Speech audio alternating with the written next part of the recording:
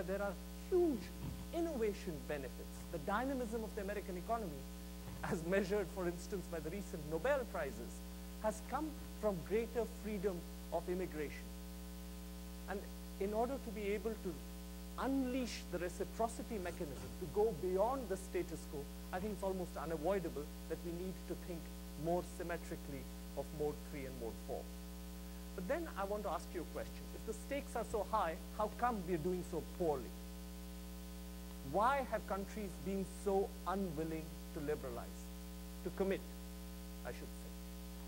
And I would suggest that there is a private and a public dimension to this problem.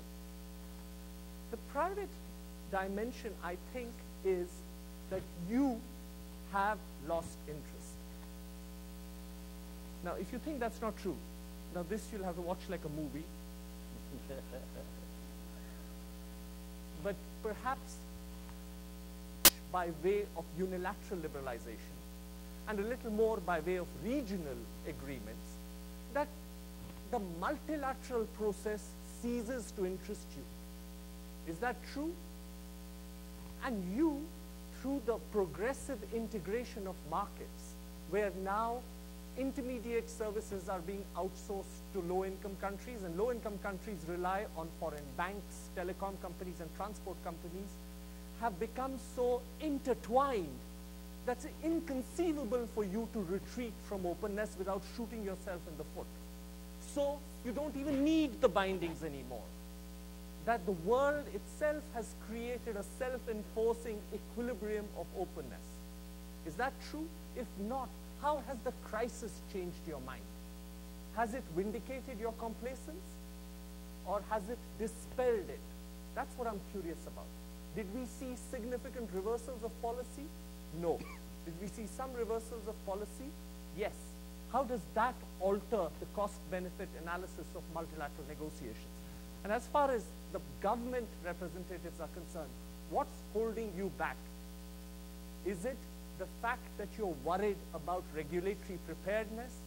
Is it the fact that you don't see the regulatory cooperation happening, whether it's in financial services or professional services, that's needed to underpin liberalization? Or is it the fear of a loss of regulatory freedom, the gambling case phenomenon? Perhaps the crisis has accentuated these concerns, but I would suggest that going ahead, there are at least two proposals that I would present to you. The first, that this market access negotiations in services cannot happen in a vacuum. Events have shown us that while services are becoming globalized, regulation cannot remain stubbornly national. Whether it is cooperation on prudential regulation in financial services or in data flows or pro-competitive regulation in information services or telecom, the WTO process needs to be complemented by international regulatory cooperation.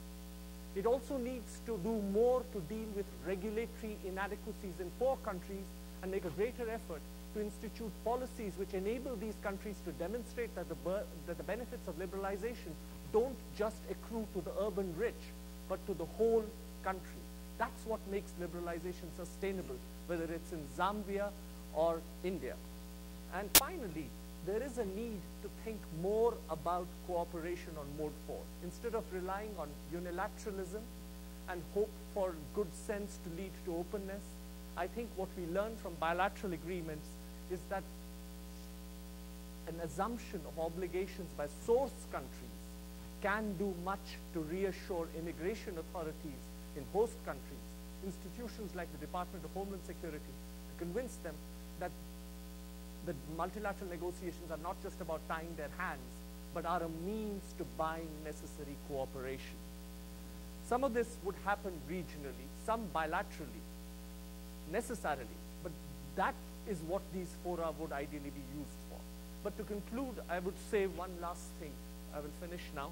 That in the WTO context, can we break the stalemate where everybody's holding back?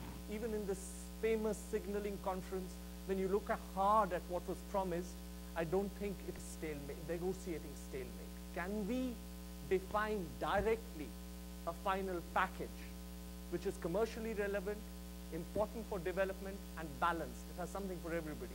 Can we use this to restore parity in negotiating ambition between goods and services? And what could such a package consist of? At least 3 elements. A promise to lock in the openness that exists already, especially on cross-border trade, and perhaps some more efforts to deal with transport. A pre-commitment to eliminate the restrictions that many developing countries have, especially on foreign investment, gradually, in pace with their development priority. But in return, there would be a promise of regulatory cooperation and regulatory assistance. And finally, the need to at least make a serious beginning to deal with Mode 4, again, in the context of a cooperative agreement or cooperative efforts between immigration authorities. I think that sort of package would be good for development, would be good for business. Thank you.